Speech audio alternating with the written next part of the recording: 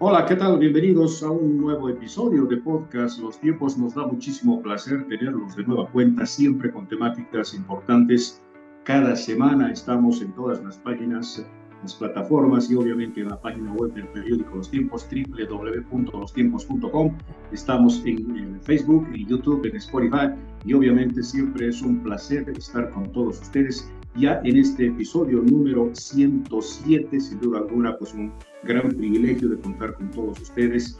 Si le gusta este contenido, por favor, denle like, comparta, suscríbase, comente, pero también active la campanita para que le anuncie de un episodio nuevo. En esta oportunidad tenemos un invitado muy especial. Estamos en conexión directa desde la ciudad de La Paz con el diputado Enrique Urquidi.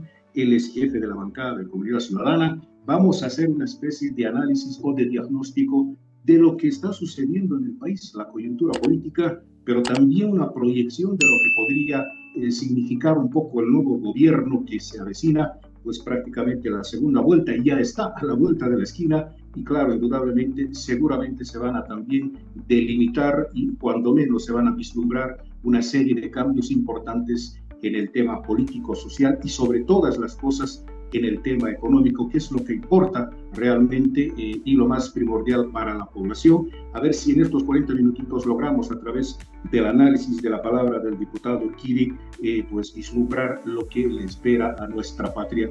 Diputado, un gran placer tenerlo en Podcast Los Tiempos. Bienvenido, muy buenas tardes. Muy buenas tardes, Rudy. Para mí el placer de estar aquí en tu programa y por supuesto compartir con toda la audiencia del podcast Los Tiempos. Un verdadero placer. Muchísimas gracias, diputado. A ver, bueno, tengo varios temas sobre la mesa, pero la primera impresión que creo que es fundamental, me gustaría, grosso modo, que haga una especie de análisis. ¿Qué le ha parecido todo este proceso preelectoral de la primera vuelta, donde bueno, los bolivianos se han volcado de una manera democrática para elegir un nuevo gobernante? ¿Cómo analiza y cuál es su lectura con respecto a esta primera vuelta?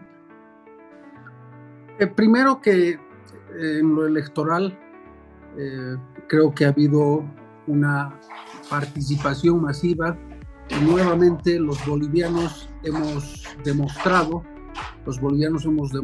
nuestro compromiso con la democracia y hemos demostrado que más allá de nuestras diferencias, de nuestras distancias, de la polarización, creemos que la democracia es el mejor mecanismo y es la mejor herramienta pacífica para zanjar nuestras diferencias y para abrir una vía de cambio en el país. Creo que debemos celebrar y debemos congratularnos todos los bolivianos porque ante las amenazas que habían sobre el proceso electoral, ante el cerco que vivió el Tribunal Supremo Electoral durante muchísimo tiempo, las amenazas de que se iban a contar muertos, no votos, de que si no estaba el señor Morales en la papeleta no iba a haber elección. Ante todas esas amenazas, creo que los bolivianos nos pusimos al frente, estuvimos a la altura. Ahí cabe destacar también el rol que ha jugado el Tribunal Supremo Electoral a la cabeza del doctor Oscar Hassenteufel, que finalmente nos llevó a buen puerto. Se realizaron las elecciones.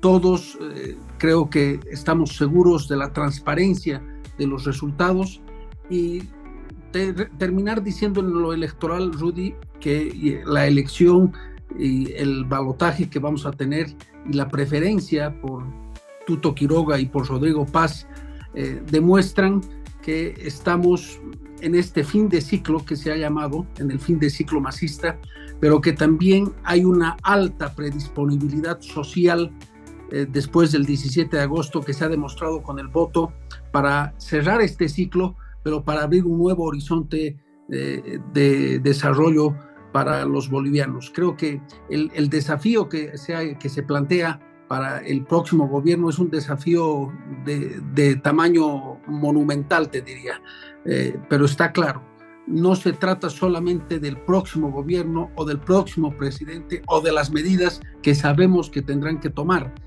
Aquí se trata de que todos los bolivianos nos comprometamos con el cambio, nos comprometamos con el país y apuntalemos al próximo gobierno con nuestro apoyo y con esta voluntad de cambiar y con esta voluntad de construir un horizonte común, un horizonte colectivo para todos.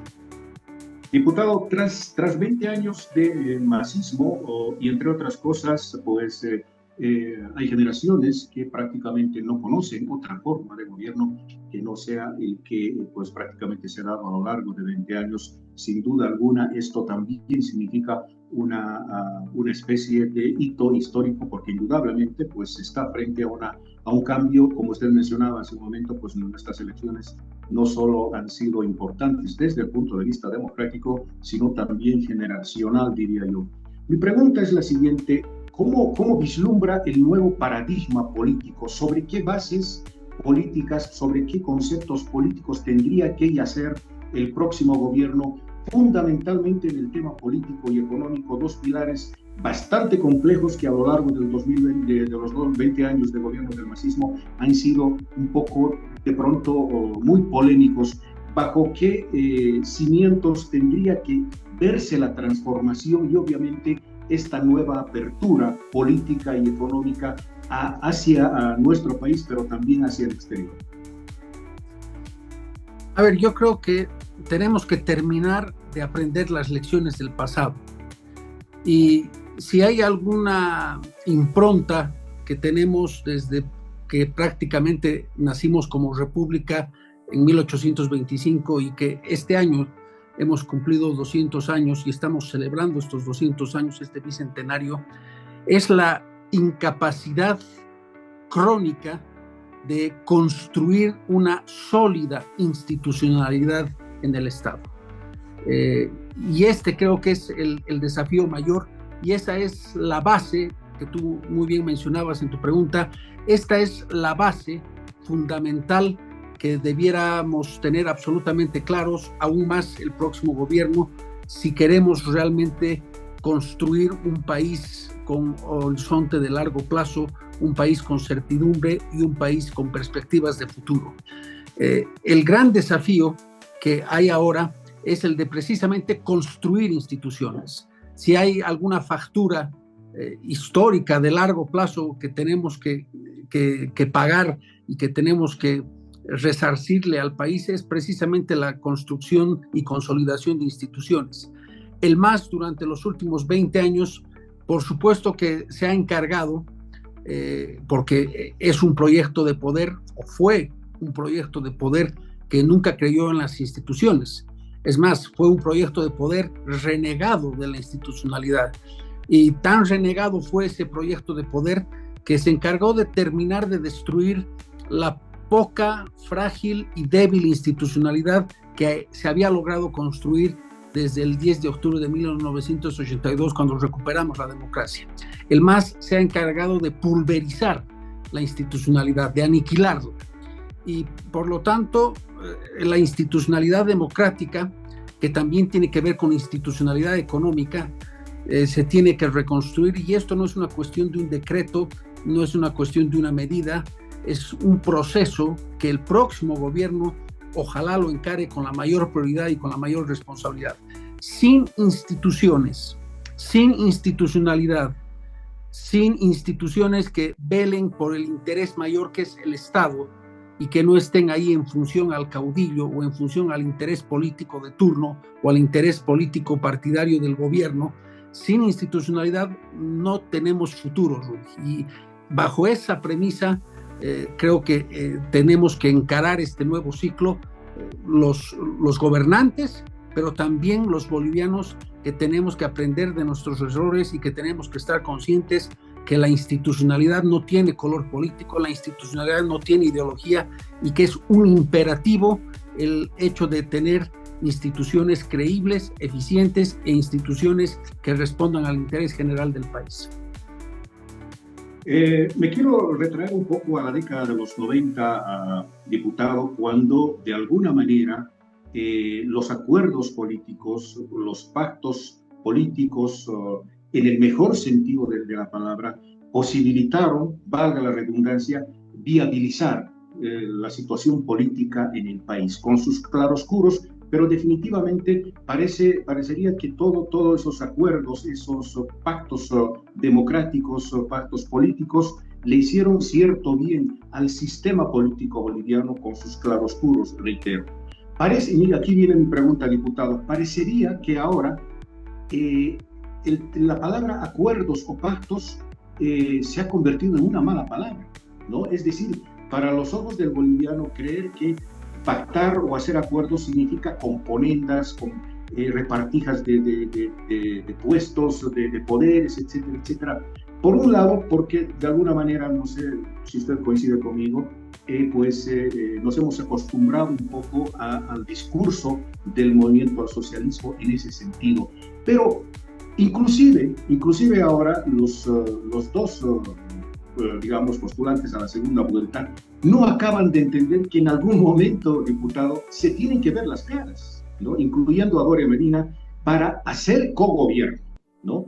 Necesariamente, porque indudablemente pues no les alcanza. Entonces, mi pregunta es la siguiente: ¿cuál es la razón por la que el tema político y el discurso político no está fluyendo de acuerdo a los intereses de la población y obviamente de acuerdo a un pacto político donde se haga, digamos, un gobierno gobernable y sostenible? ¿Por qué todavía se empecinan en pensar que los acuerdos políticos son mala palabra? Hace un momento hablábamos de la necesidad urgente de la institucionalidad. Parte de esa institucionalidad tiene que ver con que reivindiquemos el acuerdo, reivindiquemos el diálogo, reivindiquemos el pacto, reivindiquemos, si quieres llamarla, la negociación, que es intrínseca a la democracia.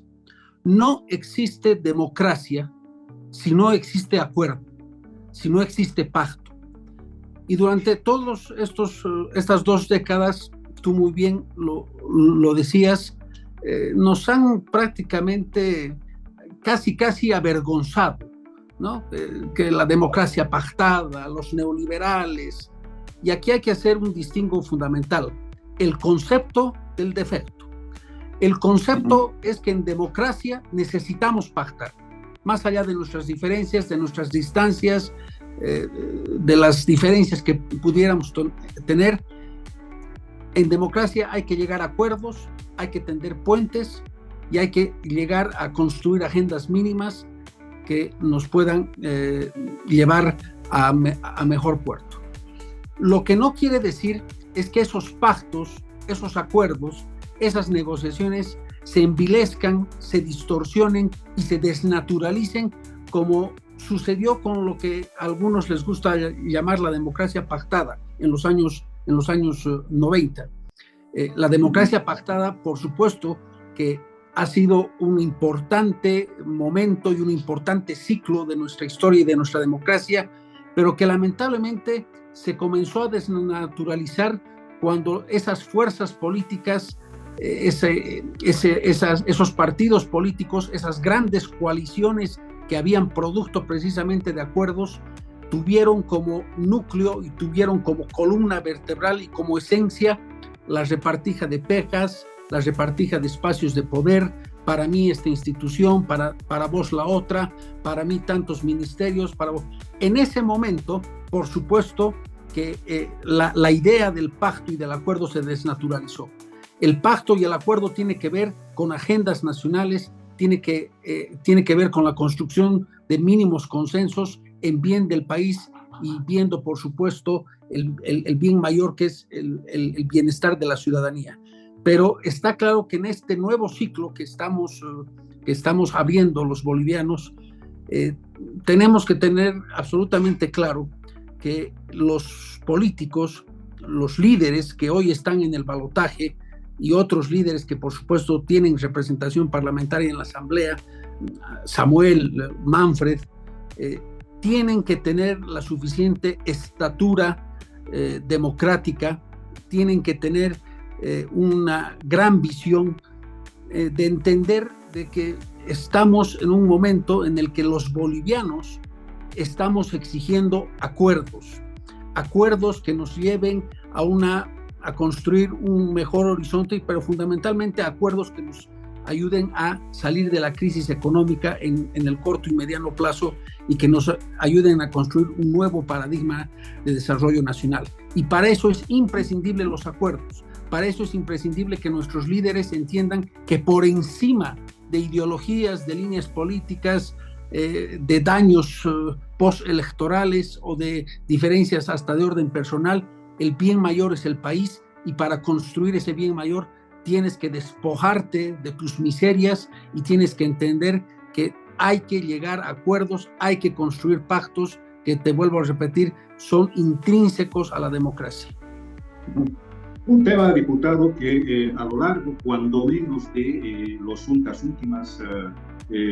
dos últimos lustros, ha sido motivo de cuestionamiento y siempre ha estado ahí en el ojo de la tormenta, y es el tema de la justicia en nuestro país. A lo largo del gobierno del movimiento socialismo se ha prometido una reforma a la justicia, se ha prometido una cumbre para poder debatir el tema de la justicia, pero lamentablemente no se ha logrado. Y uno de los temas que justamente yace el pic, digamos, del conflicto en los distintos frentes es la gran carencia de poder administrar de una manera clara y justa, valga la redundancia, la justicia en nuestro país. ¿Cuál tendría que ser, desde su punto de vista y desde su análisis, las primeras reformas, si es que se da, judiciales en términos de administrar la justicia en pos, no solamente de agilizar el tema judicial, sino también de hacer viable y obviamente de someter a este poder, indudablemente, pues como corresponde, y hacer creíble y devolverle la credibilidad al ciudadano boliviano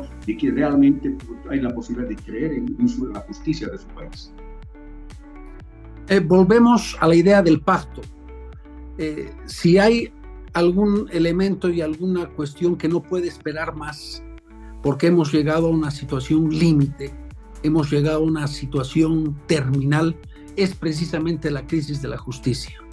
Los bolivianos no podemos seguir sosteniendo y aguantando y siendo víctimas de un sistema de justicia que lo único que hace es responder a intereses, vivir de la corrupción y estar prácticamente funcional a los grupos de poder, a los grupos de influencia política, y tener una justicia que prácticamente esté ahí simple y llanamente para servir a los intereses circunstanciales de personas, de grupos económicos o de grupos políticos. La justicia que hoy tenemos, y que por supuesto es producto de una crisis de larga data, pero que se ha ido agudizando y que ha llegado a la situación límite en la que está gracias a que en los últimos 20 años del MAS se la ha instrumentalizado de la manera más vergonzosa y más perversa como una herramienta de persecución política, como una herramienta de escarmiento para el que no pensaba igual que el movimiento al socialismo, como una herramienta para arrinconar a los opositores y como un instrumento para sentar un precedente y para sembrar el temor y el miedo de tener una voz contestataria al régimen masista. En esta circunstancia está claro que lo primero que se tiene que hacer en esta gran tarea que tiene que ver con reconstruir la institucionalidad es cambiar la justicia. Y en lo operativo y en lo concreto, ahí tienes que abrir la constitución política del Estado, tienes que revisar y se tiene que modificar y suprimir en realidad este modo totalmente demagógico de elección popular para las altas magistraturas que no ha dado ningún resultado. Hay que volver a estudiar, a analizar y a debatir mecanismos transparentes, participativos, en el que la sociedad civil tenga una fuerte influencia para elegir las altas magistraturas, pero está claro que ese es el principio: abrir la Constitución, cambiar el modo de elección, y ahí vienen los otros temas que no dejan de ser importantes en el tema de la justicia. No podemos seguir teniendo una justicia con el 0.1 del presupuesto general de la nación. Eso es indigno y eso alienta y promueve que, por supuesto, la justicia sea una suerte de apéndice, de accesorio y de instrumento perverso. Tenemos que darle mejor presupuesto, tenemos que garantizar una carrera judicial en la que la gente proba idónea, que demuestre genuina vocación, esté en los cargos de administración de justicia, y es una tarea realmente, yo te diría, titánica, pero que hay que encararla. Y seguramente no será de corto plazo. Pero el tema de fondo es que hay que cambiar la justicia, hay que tomar medidas inmediatas, y esto tiene que ver, y te decía al principio, con reivindicar el acuerdo. Necesitamos un gran acuerdo nacional para devolverle y para darle independencia política, que es la principal carencia de la justicia boliviana. Necesitamos a una justicia independiente que responda a los intereses generales del país, que esté ahí para administrar justicia, y no la justicia y la podredumbre que hoy tenemos, en la que los operadores de justicia en realidad son operadores políticos alineados a los intereses del gobierno de turno. Diputado, otro tema para mí fundamental, creo que es digamos, revertir esa visión desde el punto de vista político y económico que se tiene desde el exterior hacia Bolivia.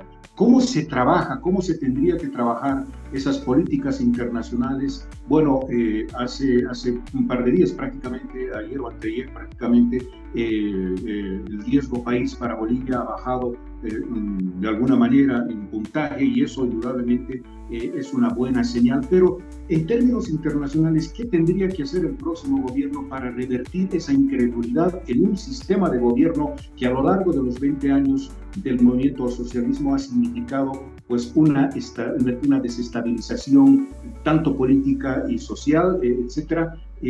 ¿Cuáles tendrían que ser los mecanismos y las primeras medidas para que de alguna manera pues el mundo fije los ojos en Bolivia y diga, y se sienta además también tenga un concepto positivo de que hay una transformación política y gubernamental en el país?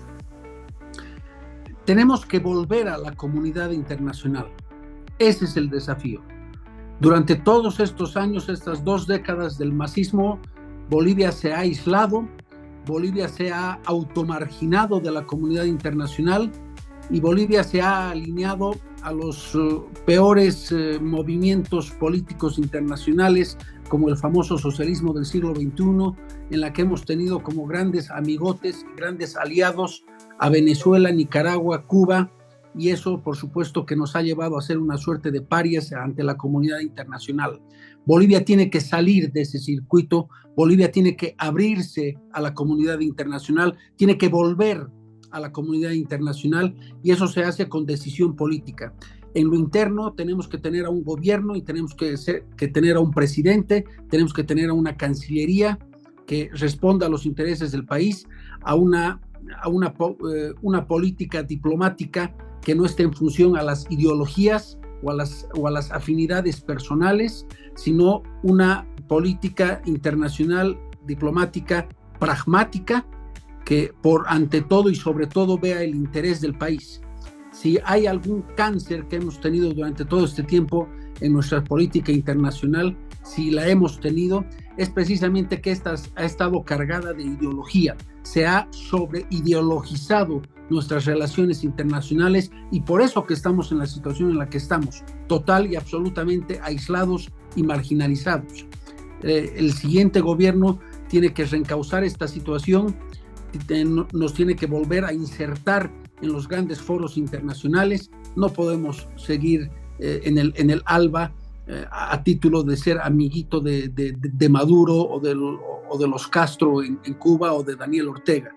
Tenemos que reinsertarnos en la comunidad internacional. Necesitamos un servicio exterior cualificado, con diplomáticos de carrera, no con cancilleres improvisados, y no con un servicio exterior que está ahí como un botín político. Hay que volver a tener una academia diplomática de excelencia, como en su momento se tuvo, y para eso tenemos que tener, por supuesto, la decisión política y la voluntad política. Tenemos que volver a generar nuestro propio peso específico en Mercosur, en la Comunidad Andina, en el mismo CELAC. Tenemos que comenzar a ver con ojos pragmáticos lo que es la Alianza del Pacífico, y para eso tenemos que despojarnos de prejuicios y de taras ideológicas, y tenemos que ir salir afuera, salir al mundo, abrirnos al mundo con el único y certero objetivo de buscar el interés general y el mayor provecho para nosotros. Voy a recurrir a una frase del doctor Víctor Paz Estenssoro cuando decía: en Bolivia pasa todo, pero no pasa nada.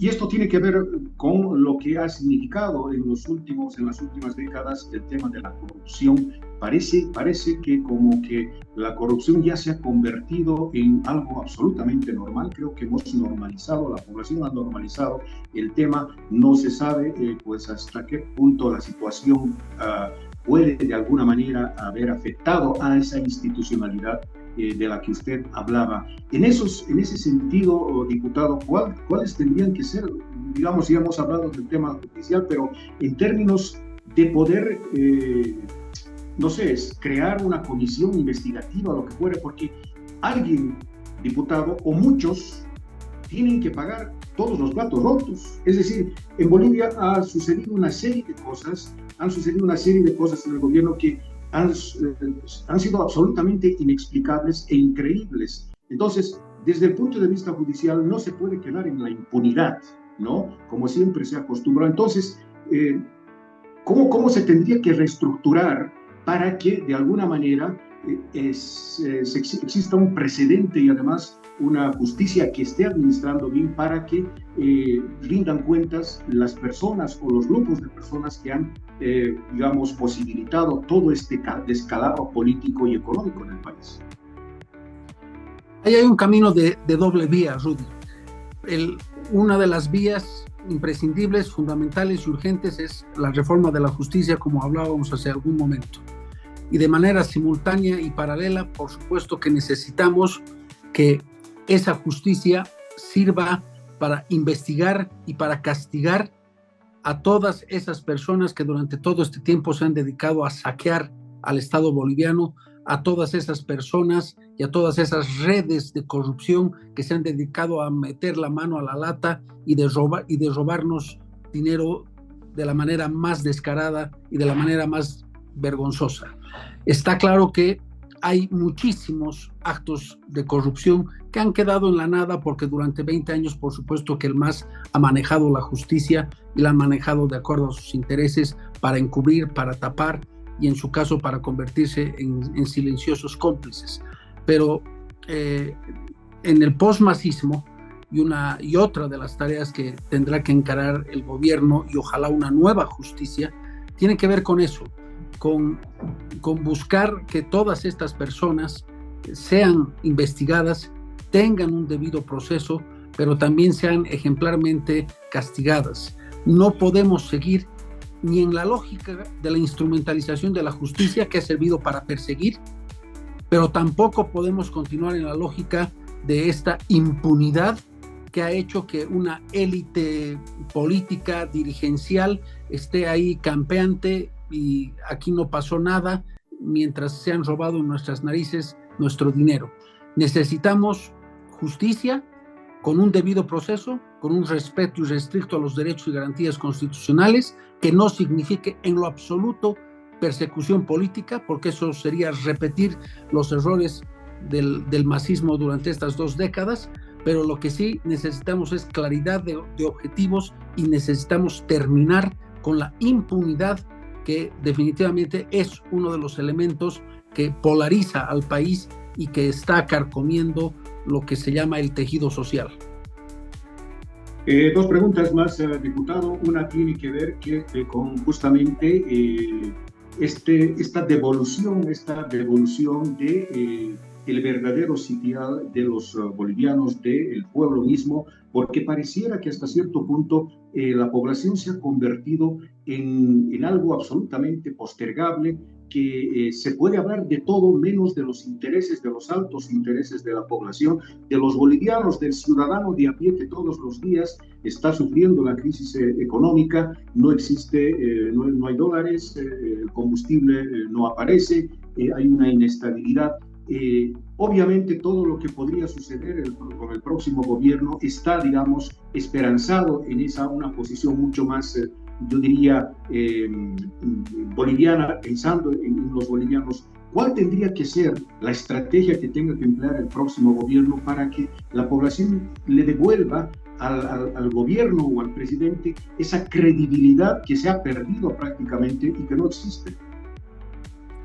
Lo urgente y prioritario tiene que ver con lo económico. Si tú no solucionas el tema económico, no tienes viabilidad en lo político, no tienes futuro como gobierno.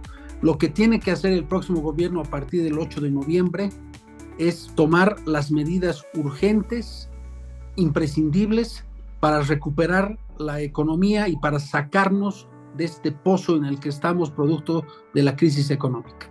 Necesitamos certidumbre, necesitamos tener abastecimiento normal de combustibles, necesitamos tener dólares y necesitamos recuperar la confianza en el nivel nacional, pero también la confianza a nivel internacional. Y ahí se requiere, por supuesto, de muchísimas medidas, de muchísima voluntad, de muchísima contundencia y de parte de la población saber y estar conscientes que muchas de esas medidas seguramente no nos gustarán, muchas de esas medidas nos perjudicarán, muchas de esas medidas serán desde nuestro punto de vista muy duras, pero que son medidas necesarias si queremos salir del atolladero en el que estamos.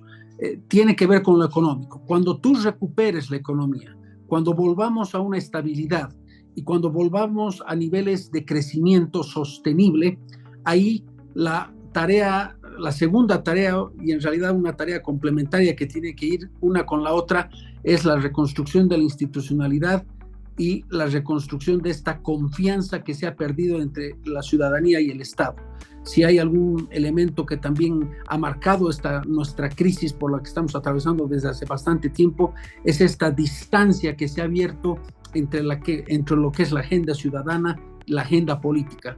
Creo que tenemos que cerrar esa brecha tan grande que se ha abierto entre Estado y ciudadanía, y eso por supuesto se va a recuperar en la medida que el ciudadano vea que su realidad está cambiando, que el gobierno está respondiendo a sus expectativas y que el gobierno, más allá de que me guste o no el presidente, está tomando las decisiones en bien del interés general y no en bien de un interés de grupo o sectorial.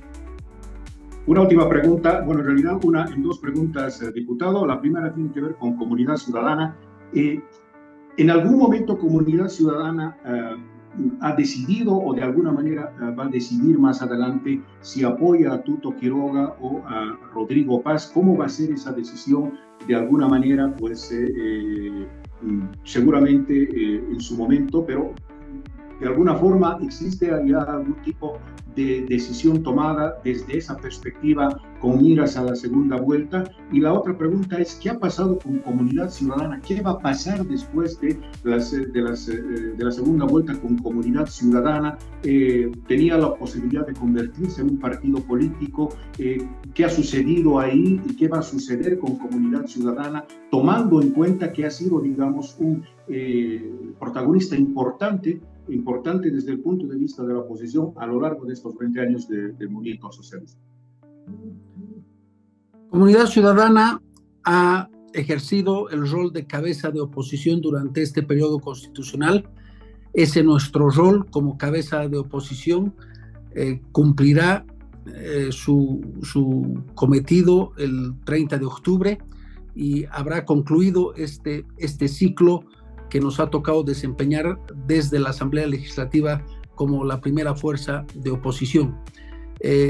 Si algo, por supuesto, nos pesa y si hay alguna frustración colectiva entre muchos de los que orgullosamente somos parte de Comunidad Ciudadana, es precisamente no haber tenido la decisión, la capacidad de construir un partido político. Se lo intentó, no se logró consolidar los mínimos consensos. Esa es una historia de la que podemos hablar largo y tendido, pero el tema de fondo es que no logramos construir una alternativa política renovada y de largo aliento.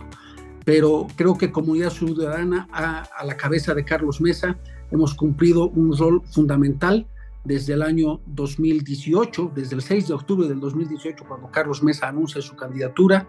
el rol que tuvimos en las elecciones del 2019, en el que Carlos Mesa y Comunidad Ciudadana le hicimos frente a todavía un Evo Morales todopoderoso que tuvo que recurrir a un fraude para robarnos la elección y para robarle, por supuesto, la elección a todos los bolivianos en ese vergonzoso fraude.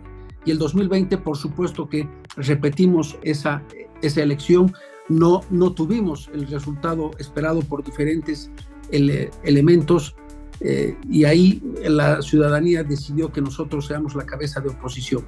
Hoy cumpliremos nuestro rol en la Asamblea Legislativa, cumpliremos, creo, un ciclo importante, histórico, en el que hemos demostrado ser una oposición de centro democrático, que no ha estado apegada a ninguno de los extremos y que con nuestras luces y con nuestras sombras hemos demostrado que se puede hacer una oposición democrática dentro del país.